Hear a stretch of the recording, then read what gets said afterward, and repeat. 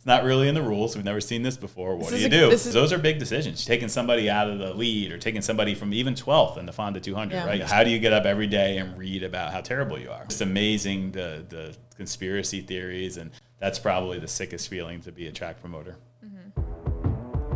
Ladies and gentlemen, you wanted it, you got it. The place for the untold, real, raw, and juicy stories of dirt track racing. It's Dirt Track Confessions. And now here's your host, Mandee Pauch Mahaney. Hello, everyone, and welcome to Dirt Track Confessions. I'm your host, Mandee Pauch Mahaney, and I have two amazing guests joining us. So to my right, we have my husband, Mike Mahaney, and to my left, we have Brett Deyo. Deyo, welcome. I didn't know I was confessing something. I don't know what I signed up for. You are. Thank you for having me. Absolutely. So a little entry here. We have a lot of different topics we're going to dive into. We're going to touch on a lot of confessions. We're putting Brett on the spot. So I figured, what perfect combination. We've got the driver side with Mike. We've got me, the social media side, and then we got Brett, which Brett, I mean, I don't even know where to start with you because let's see, you run three different tracks. Three tracks, yes. You got three tracks. You got BDR Speed. You got Short Track Super Series. I mean, is there anything in your pockets that I'm missing? No, I think that covers it. That keeps me busy pretty much every day. Every day, and we're going to talk about that. So, kind of shine some light on us first. Is from the man that was writing articles in the newspapers back in your, I guess we'll say, heyday, to how the heck did you get here now? It's pretty crazy. We started with the Short Track Super Nationals at Afton in 2006, and I always tell people I doubled my net worth because I had $220 when I started and $440 when I was done. Only took me risking $30,000 to get there. But the first race was at Afton, and Pat and Janet Jordan had the track then, and they took a chance on me, and we were partners, and I really rolled the dice big time. I mean, literally just fresh out of college, and that worked out. And then we started doing some other events at 5 Mile Point and Penn Can, and 2 became 3, became 5, and then 2014 we put the Short Track Super Series together. It was 6 races the first year, and Short Track Super Series race 1 was at Orange County, which was very cool because I grew up there. I was race fan first, then writer, then promoter. Yeah. But it took a lot of people. The tracks that believed in me back then. Reed Miller and Al Wilcox had Penn Can then, and Andy Harpel and the Jordans, and then moving on, Gary Palmer and Mike Gerda and those people that trusted me to have a race. So it took a long time. I mean, I started really young. I was 23 when I did my first race as a promoter. So, wow. I'm 40 now, so I'm 17 years in, and it's been crazy when you really think back on the ride from there to where we are now. Did you ever envision where you would be now? I always wanted to be here, and sometimes you have to remind yourself that when you're having a bad day. It's like, well, this is really what I wanted, years back. I always went to the Syracuse car show and envisioned having the cool big booth and, being a major player. And, now here we are. And that brings with it a lot of responsibility, and complaints. But, it's what I wanted. It's happened, over the last better part of 2 decades to be, just do some really cool things and race in different places and, meet so many people. It's been pretty awesome. Yeah, so not that every day is typical, but what's a typical day look like for you juggling all these different things? I'm really, really a morning person. So for me, I try and get up usually between 4:30, 5:30, and try and get paperwork done in the morning, computer work, promoting, making a plan for social media, what we're going to post for the next week, press releases, that type of promotional stuff is what I start with in the morning. A lot of things like the event information sheets, they take a long time to make sure there's no mistakes in those, times, prices, rules, tire compounds. So that's typically the morning routine to me. Then usually late morning, then the phone calls start. So that takes a good chunk of the afternoon. In the summertime, I'd have to work at the tracks. Utica Rome and Fonda, we're pretty lucky with Jamie Page as our general manager. He does a lot of the day-to-day stuff. Georgetown, I'm still a little bit involved where I have to jump on a tractor and mow or spray weeds or do stuff like that. So that's usually later in the afternoon once my mind's shot. And typically after dinner, I'll come back and go on the computer a little bit at night. I still write a lot of our press releases. If I don't, Chris Moore does, and I'm picky. So then I edit them anyway. He knows that. He always expects me to do that and, go through that. And, Ryan Hill from 4 Wide does our social media. And, we kind of, usually I send him a Word document with, hey, we need to push this, this, and this. Or the drivers that are confirmed for an event. He wouldn't know that. I usually get that information and pass it on. So then, of course, there's the other stuff, just paying bills, keeping up with the finances. We're still small enough that, I'm the guy that writes most of the checks and goes through the bills and, looks at attendance from the previous weekend. Where did we end up? Of course, stare at our phones for weather from March to November. So there's a lot of it. I still enjoy like just jumping on the tractor, at Georgetown, just go and mow. And we have a cool John Deere 2440 that's fun to run. And, I take that. And I've learned a lot more about the track prep the last couple of years. We're fortunate to have people at each of the tracks that does it, but being around it and understanding it, I think, is a big part of it too, and kind of making a plan with them. I feel it's got to be humbling when you jump on the tractor. I like it. No, it's fine. It's just the hard part is when you're on the tractor and the phone rings, then you miss it and you got to make up for the phone calls. And that's the hardest part, to be honest with you, is just keeping up with everybody. Because between the text messages, Facebook messages, people calling, sometimes I just kind of get distracted and I'll just forget. I feel bad because there's a customer and you want to try and answer everybody.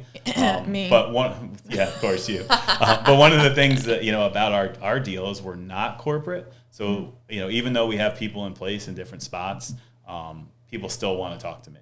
And that just takes. They want to go speak with me, and then that takes. It just takes a lot of time, and that's why I try and start on my computer / data entry work in the morning so that I have time to answer the calls in the afternoon. While the world is still sleeping. Yes. Smart. Perfect. Very smart. So then, that's during the week, but like, dude, you've got tracks racing like in the same night sometimes, like 2 different tracks going at once. Like, how do you... I don't know. I don't even know where you start with that. How do you balance typically, if we race on a Friday with Georgetown and Utica Rome, I go to Georgetown. Okay. We have Jamie and Denise, and then Andrew Regal came on with us last year. He was, University of Northwest Ohio kid that went for motorsports management, and he stepped up to be the race director on Fridays and Saturday nights, doing the one-way radio. So I have him at Utica. Then I go to Georgetown, and I'll bring the wristbands, cash, change, etc., pay out to Georgetown, and then when we race Friday nights, I'll drive back up to Fonda in the morning, and then we all kind of reconvene at Fonda. I very, very rarely miss Fonda. That was my first big acquisition of a racetrack, and I love being there. I don't think I've missed maybe one since 2019. Wow. Utica, we have such a good staff. Even though I love Utica, I love the racing. It bums me out when I can't go. I'm better served to go to Georgetown. And last year, Andrew started doing a little more of the Delaware stuff for me. There was a night that he went to Del Mar and I stayed at Utica. And then the last night of the year, I ended up staying at Utica. Very glad I did because our car won with Jeremy Slazik, so I would have been bummed if I missed that. But Andrew's gotten to the point where he's really learned a lot. So I can kind of, juggle back and forth. But there is a lot of planning when you have that because we do have some staff that overlaps. Dave Pace, for one, he's a pit steward at all the tracks, so we have to plan for that. Just the change for pit gates at Utica, change for pit gates at Georgetown. Make sure you have them all. You have to make sure you have your purse money ready for both. It's tough to do both on the same night, but we've made it work. And then you just kind of reconvene on Saturdays, and a lot of times we have to get ready to go on a Tuesday for a series race. So there's a lot with that. It's a lot of driving. I mean, the Vernon to Georgetown, I've got down pretty pat. Just a lot of 6 hours each way, 7 a lot of times with traffic. So yeah, it's a tough deal. It's different way to make a living, but I do love it. Sure. So, have you ever had a conflict with a series race where you've ever had to miss one? Nope. I've made every series race so far. Yeah, we've made all those. I typically, because they fall during the week, and usually I won't schedule anything at one of my tracks against a series race because you want the best of the best there. So we don't typically have conflicts. When Heather was sick, when she had her cancer treatments in 2020, I mean, that was the only real benefit of COVID to us, is we weren't as busy. She had chemo and I was running her around, and that year we didn't race as much, but we still did. We went to North Carolina, South Carolina, Delaware was open, Pennsylvania was open, but that was probably the closest I would have come to missing a series race. Wow. So you do a lot, Brett. What would you say would be your biggest objective, like, of everything that you do? you know, and add on, I think, was this year your first time owning your own race car team? Yes. Correct? First full season. Yeah. Full season. Yeah. So add on the tracks and the promoting and the series and the, you know, the speed shop and stuff. Like, I don't know what's going on in the ears. Like, what's your goal? I just, you know, want to make it better when I leave. I want it better than when I found it, you know, and some of the places, you know, Georgetown was probably going to close. You know? Now, you know, I went out on my own there for a bunch of years and leased it, and now I've got two great partners with, you know, Ken Adams and Jimmy Parker, and you know, we made it into a really nice facility.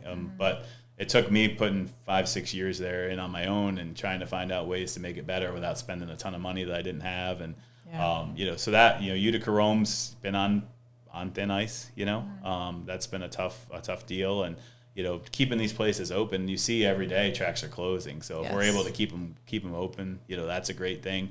You know, the race team deal, I mean, honestly, there's just not a whole lot of young car owners. You know what I mean? So I enjoy it. You know, it's something I enjoy, and it brings another car to the track, so that's good. You see people, you know, like Glenn Heineman getting out, and guys that have done it forever. I mean, Norm Hansel didn't race this year. You know, Bob Faust, you think about the car owners that have gone out, there's not a whole lot of, I mean, I don't consider myself really young. I'm 40, but there's not a whole lot of those. And, you know, like Mike and I were talking before we started about, you know, how much it's taught me on how much stuff costs. You know, when you understand what stuff costs, it's a lot easier to make decisions that make the racers happy. So that's been a positive. And, you know, the speed shop, I enjoy, you know, the online part of it. It's a challenge with the search engine optimization and getting yourself to where you need to be if you're going to be drop shipping. But we've got, you know, Jeff Barrett's been such a great resource. He probably cringes when he sees my name, but, you know, him and I have gotten a really good partnership with working with him and understanding the parts side. And, you know, we've got the feed deal going now. We've got the food trailer, which Jamie and Denise have done an awesome job, our BDR feed.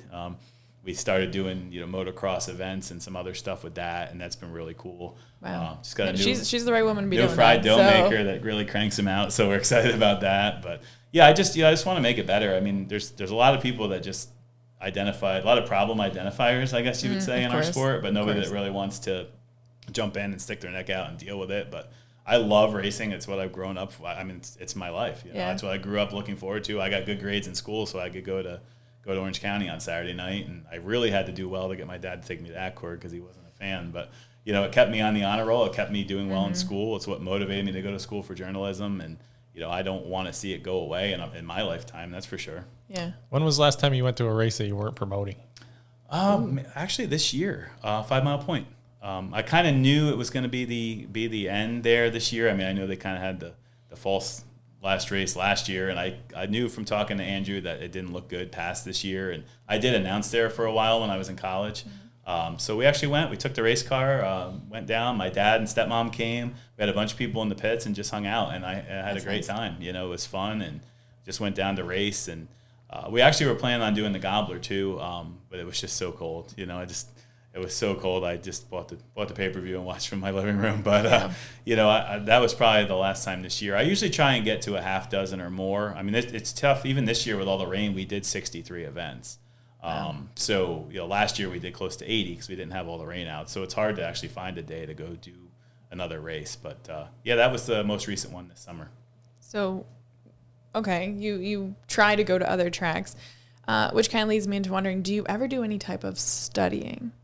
You know, it can be track studying, seeing what other tracks are doing, what other series are doing, when to race, when not to race. Like, actually, you know, back to the question before, I actually did go to Wheatsport Super Dirt Week too. I forgot about that. But speaking of track studying, I went around and took pictures because I think a lot of the things they did for the fans were really nice. Just the layout of the concession stands, the pavilions. It's phenomenal. There. Yeah, so I went, it was the Super Dirt Week show that had been rained out, and it was $10 admission or whatever, and I just went to check it out. And $10, why not? It was great, what a deal. But it was awesome. I went and took pictures, and that type of studying, I mean, with Flow and Dirt Vision now, you can see what other tracks are doing. And the tracks that are on a lot of those platforms are the upper tier tracks in the country.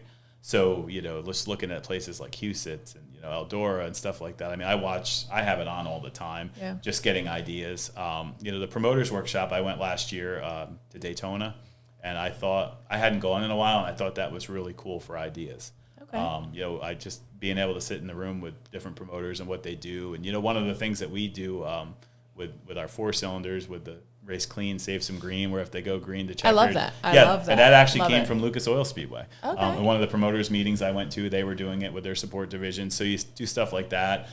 Weather studying. I mean, honestly, you know, when you do a track like Fonda for 5 years, you know what weekends are good, what aren't typically good for weather. You know, we were just talking before we came on about Memorial Day. You would think kickoff the summer would be a great weekend to race in New York State. It's really not, because a lot of people go camping. Camping is such a huge thing, especially in the Fonda area, to go to the lakes. That you know, maybe that's a softer night. Graduation's a softer night. We do keep track of our attendance, weather, any type of incidents, just general. We have a data sheet from every night that has our start and stop numbers with tickets, what the payout was, what the weather was.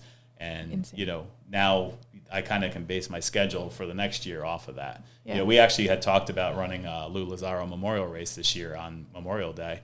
And I thought about it for a couple of days, and I called Melissa back, Mimi, and said, you know what, I think we need to move that off of there, because that's typically a camping weekend. Yeah. So those are the things that you can retain and make a better event, instead of putting all that effort into a big show and then having attendance be light for outside factors. Yeah, it kind of sounds like you. I mean, that's why you keep an ongoing sheet every night you go to the races. Was it sunny? What happened? That kind Setup of thing. sheet. Setup sheet, yeah. So Yeah, you it's very similar. Yeah. We just keep binders, you know, for each track, and then it helps you make decisions for your scheduling. You know, graduation week in New York's very light. Yeah. You know, and then when you get to Georgetown, you have to consider beach traffic. Oh, You my know, God, yeah. That's another thing. You know, we tried some Yes. Thursdays last year, and they went much better as far as people getting there. Okay. You know, because more people are going to the beach on Friday than they are on Thursday, so it was easier. And also in Delaware, a lot of people work 410s in the summer, so they're off Friday, so it's kind of like a Saturday for the fans. So that's another thing for us to consider. You know, Georgetown, the traffic is such a huge concern. Yes. Where at Fonda and Utica, you don't even think about that. No. It's just crazy how the places are different. Yeah, and it's so true, because you think the locations, but it just dawned on me. I remember you saying in the very beginning of the year, that's why I just couldn't. I was like, why is Deyo having all these Thursday races? So it's kudos to you for trying that. Yeah, we gave it a shot. Unfortunately, it rained a lot this year, so Yeah. I didn't get a good read on it. I'm going to try it again. But I do know the one in August, I was walking through the pits, and John Stangl stopped and Mike Krachin, and they both said, man, thank you. It was a lot easier to get here. Yeah. So, like, okay, well, that's good, you know, and the fans bought in. We did have a really successful event at Georgetown on a Thursday in August. The June and July ones, unfortunately, fell to rain, so we didn't get to see how they would do. So we're going to try that again this year. I think it's a good concept, you know. Yeah. What do you like most about what you do? Successful night. If it's a quick night, the track's good, and you see an awesome race, when you see people leaving, buzzing, Yes. you know, when you can tell when it's a great event, right? Especially in the places like Utica Rome, where I stand on the roof of the tower, you can see the crowd. When you see people going out talking to their buddies about how cool it was, and it's still early, it's 9:30 at night, and they're not driving home at midnight, and there's that hype, that's the most satisfying thing to me. Or, you know, having a good track and a good race, and, you know, the nights that you can stand at, like for the series, when I can stand at the series trailer at the end of the night and people are getting their payout and they're happy that they, you know, whether we went to a good track that they liked or the payout was really good, that's satisfying. I mean, to me, it's competition, just like it is for you guys racing. Like, I want to be the best at what we do. I want our series to be the best. You know, we made big improvements at our racetracks with lighting and stuff to be the best, not only for in person, but for TV. You know, I consider it, you know, a competition with the other promoters. Yeah, we get along, a lot of us. But you know, you still want to be better. I mean, you've got friends you race with too, right? That you want to beat, and so I want to have the best payouts, the best surfaces, and the best shows, and, you know, timeliness is big for me. So getting done in that 9:30 to 10 Amen. window with the modifieds is very, very important to me. The first year I had Utica Rome, I spent $22,000 on radio in Syracuse and surrounding markets. Got a ton of people out, and then I Okay. watched them all leave before the modified feature because they were bored. You know, because at that time we were still struggling with our order of events. We were new to Utica Rome. We didn't know how, you know, every track's different. Yeah. And I watched the taillights go out.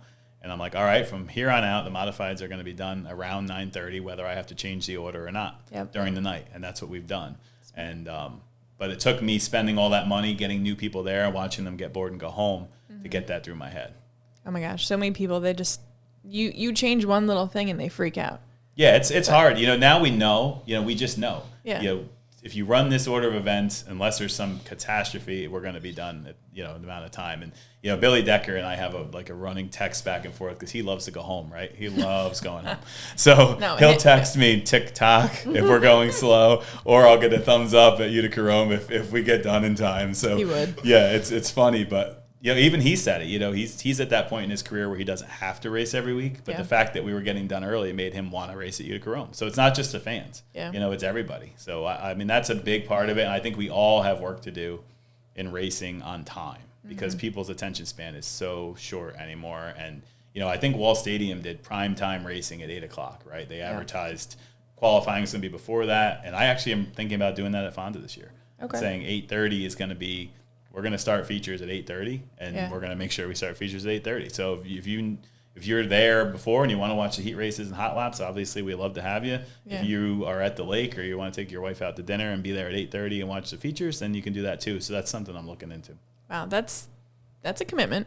Yes. I think that's incredible though, because usually hot laps start at 7 or heat races start at 7, but it's the feature we're there for. Ideally, it would be nice to start warm-ups at 6:00.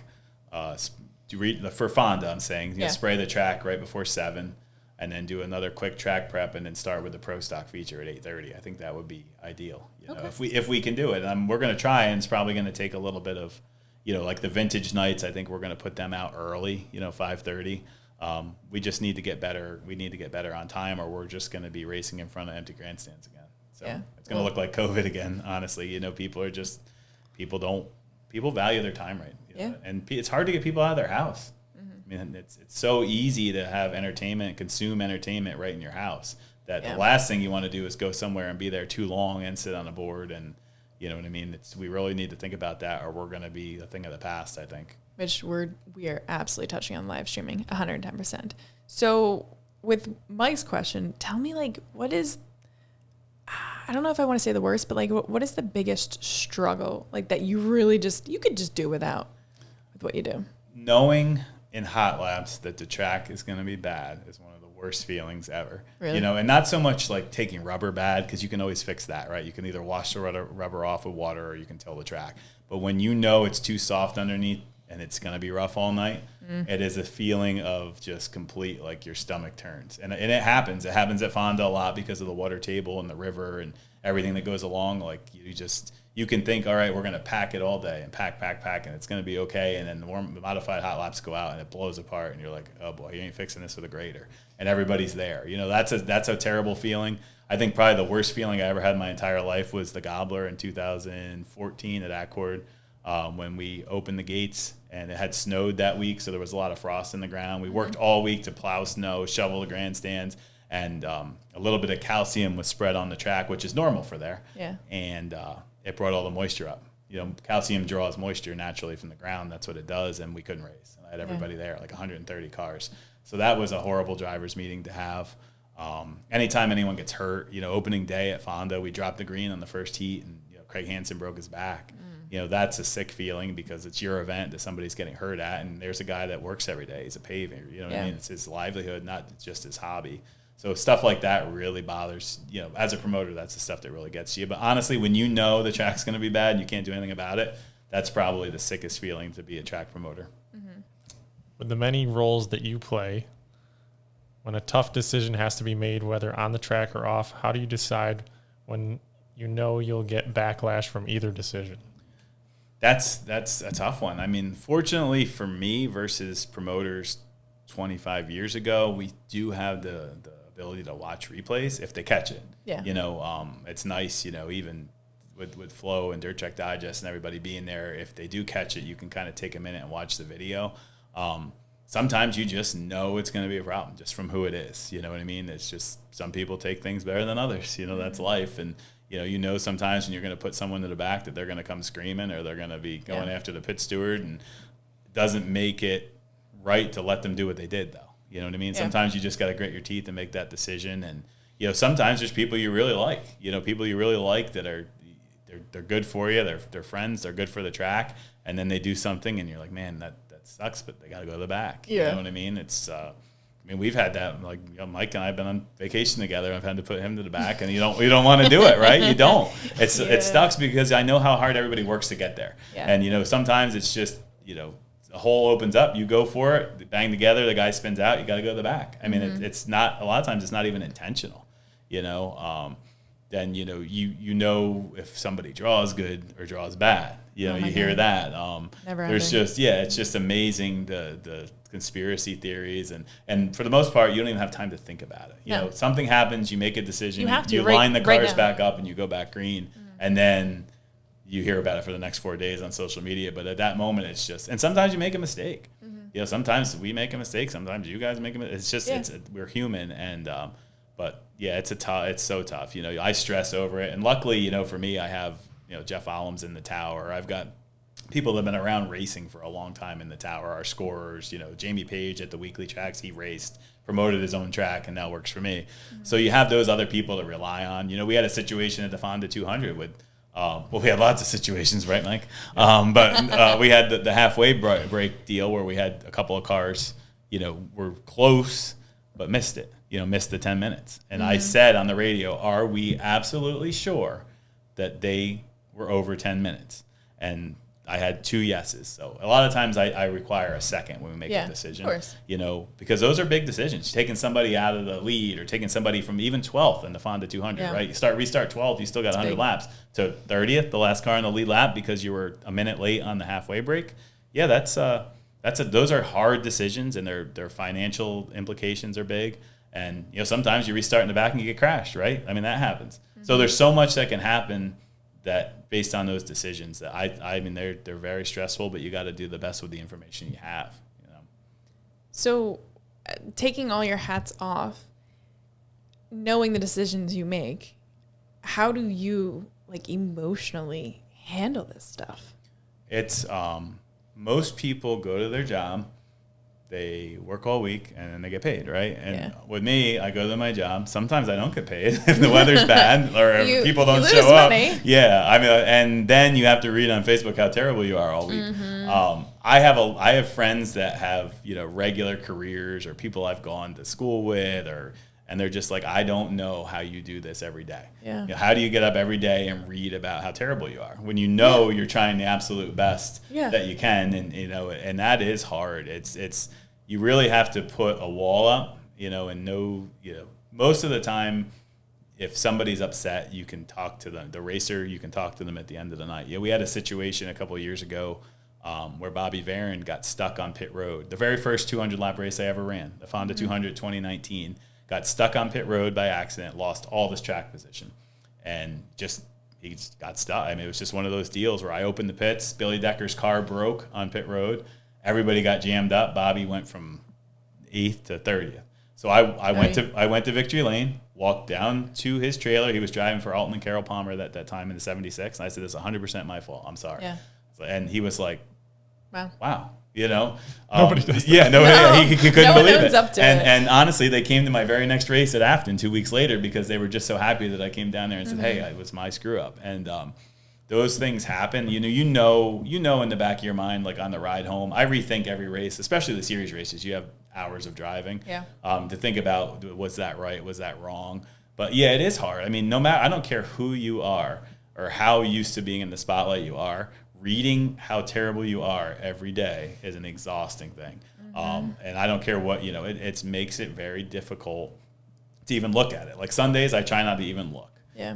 Because it just gets you so bummed out because you worked all week to make the track good, or you worked and did 4 weeks of trying to sell sponsorship to make a good purse, then something goes wrong, and then you just read about how terrible you are. So it's so out of the ordinary for people that have normal careers. Yeah. Most people that sit in an office don't have somebody out in the hallway telling them, yeah, you suck every time they go to the water cooler. You know what I mean? Yeah. But I do. I walk out on the track at Fonda and people say, hey, your track sucks. And they're screaming at me. Like, it's so odd. It's such an odd way to make a living. But it's all part of being, look at the people that, criticize professional athletes on Facebook all day. Yeah. It's part of being in the spotlight. So yeah, I find it interesting that they're not realizing that you're a real person. I'm a real person. Yes. The people that I race against are real people. I find that just wild That Yeah. I love those.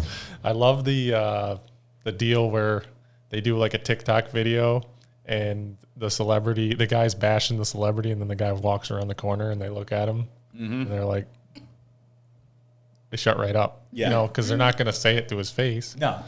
But, people have things to say to you. How could they say it correctly? If they have something to contribute, but maybe, in a way that's not bashing it on social media. We have a pretty good system now for our weekly tracks. We have Dave Pace, who's probably one of the best pit stewards in the business. He's been around forever. He's patient. He takes it all. Pace. But he knows, when it's a situation that needs to be continued, he knows, say it's a Saturday night at Fonda, call Brett on Monday. And when Monday morning comes, I answer the phone. Yeah. I try and take Sundays off. I think, we owe it to myself, my wife, everybody around us to take Sundays off. Even if that Sunday off is washing the race car and having a cookout, or if it's going to Sylvan Beach or whatever else we do, I try and take Sunday off from the phone. Just one day. And then Monday morning I deal with it, and it's always better on Monday morning because I'm calm and they're calm, right? We're in the heat of an event on Friday or Saturday, so we're stressed out about weather, getting the show done, everything that goes along with it. You're stressed out as a racer because it's your heat of the moment. You worked all week to get here. And every person and every group of people that comes through the gate, that's the most important part of their week to them, right? Whether they're, starting out in the slingshot as a kid, or a 4-cylinder, or a street stock, or limited sportsman, whatever, they worked all week, and all their friends worked all week or contributed or washed the car, and it's the most important thing of the week to them. So when they come through the gate and then something goes wrong, they're really mad. Of course. I'm stressed out because we're in the middle of, I work all week to get ready for Friday and Saturday too. So I think that's been the best way instead of blasting. I can tell you what is not the best way is to write something crazy during the night and tag me in it. That drives me absolutely nuts. Or send me a nastygram during the night, which people do a lot. Yeah. But that's not the way to do it. But I think the Monday thing works well. As everybody's gotten a better state of mind. You bring your problem. I bring my reason why I did what I did. We may not always agree at the end of it, but at least we know, where it's at. Or a series race, the next day. If we run Tuesday, we can talk about it Wednesday. Yeah. Heat of the moment stuff just never goes well. It just never goes well because of all the emotion. I found that it's really hard for a driver to accept that, this isn't going to be fixed and there's nothing we can do about it right now. Yeah. You kind of just have to move on. And what you find is on Monday, you could be right or you could be wrong. So either way, you need to review it and take time to step back and look at what happened. And even after 17 years, things still happen that didn't happen before. 200 lap races, I will say, are the hardest by far to run because of pitting, open the pits, close the pits, lap down, go around, all that stuff. And I do most of them now. Orange County typically calls and asks me to do theirs and stuff. And even now, like the Fonda 200 Saturday, I have a pit in my stomach from when I get up because I know the intensity, the 50 grand. How quickly. You don't want to pick on Orange County, but they've showed us how to do them wrong. Mm-hmm. They've had a lot of things go haywire in their 200s just because of the pit stops and the, all the stuff. So then, and then I've done it. I had the Bobby Varon thing. I've had things go wrong. And those races are because something happens every year that you didn't expect to happen. We have a staff meeting on Wednesday night before the Fonda 200. We have an officials meeting on Saturday afternoon before the drivers meeting. Mm-hmm. Brian Davis, our scorer, who's absolutely one of the best. He's great. We're lucky to have him. We have a meeting, just him and I, about the lap down go-arounds and cautions and when we're taking the lap. You can do all that, and then it can go crazy, And the 200s, you're in the spotlight. Obviously, I think our flow number was 52,000 this year that watched the Fonda 200, so you're super in the spotlight. But even on Saturday nights, things happen, and you're like, it's not really in the rules. We've never seen this before. What do you do? And you got to make a decision right now. Yeah. So that makes it tough. So just eliminating the emotion and just talking about it is usually the best thing. I always say, if you turn your back on your problems, they're going to choke you out, just like in jiu-jitsu, right? So you don't want to turn your back on your problems. You got to address it at some point. Just not answering or whatever is never makes anything better. It just gets people more and more mad. So you just have to have the confrontation, get it over with, talk about it, come to some sort of resolution and move on because we all need each other. I need people to race, you need places to race. Correct. You know, and especially people like you that are racing for a living, you need all the places to race. Yeah. So, you know, we just got to all coexist and make it work. We all have to work together. We do. We do. In a way. We really yeah. do. Yeah. Yeah. And we need people to watch us. Yes, absolutely. Yes. Yeah. So with that being said, all right, drivers and whomever, I mean, I'm not expecting like all of the fans to be calling you on Monday, but like they could message the Facebook page. You know, they could, which we're going to totally dive into here in episode 2. But where could, I mean, people like fans, like say they have a suggestion. Like, I get a lot of emails through our website, and I do answer all of them. Okay. The Facebook page, Ryan Hill there, our social media coordinator, he reviews them, and if he sees a message that sticks out, like, hey, this needs your attention, then he'll send me a message, because I obviously don't see them all. With having American Racer Cup, Fonda, Utica, Georgetown, STSS, all of it. BDR Speed, all of them going. I just personally don't see all the messages. Yeah. Emails, I check all the emails. Okay. You know, whether it's Fonda, Utica, Georgetown, I check all of them. So those are, you know, if I get an email from a fan, I had an email from a fan last week wanting to know when the Port Royal race in October was, because they were trying to get a campground. Well, I answered. We didn't put the schedule out. Yeah. You know, but hey, I helped that person out. And now they're going to come. So that's nice. Yeah, that's the best way to do it. You know, Okay. You do your best to keep up with it in the summer, because we're obviously racing 4 nights a week. But I do go through the emails. Good to know. Cool. All right. Well, guys, listen, we've been going almost 40 minutes now. Awesome. So make sure you guys come back next week. We're hitting up episode 2 here with Brett. We are going to dive. We're gonna peel back the layers. We're gonna dive a lot deeper and really like discuss the effects of racing, the track side, the promoter side. I think we're gonna talk money. We talking money? We talking numbers? Money. We can talk. Money. Yeah. All right. We'll get it going. Okay, cool. Well, thank you both for being on. And guys, if you enjoy this, make sure to like it, to share on your social medias. Tag Brett Deyo. Just nothing nasty. Yeah, nothing nasty. All the positive stuff here. But thank you, and make sure to come back next week.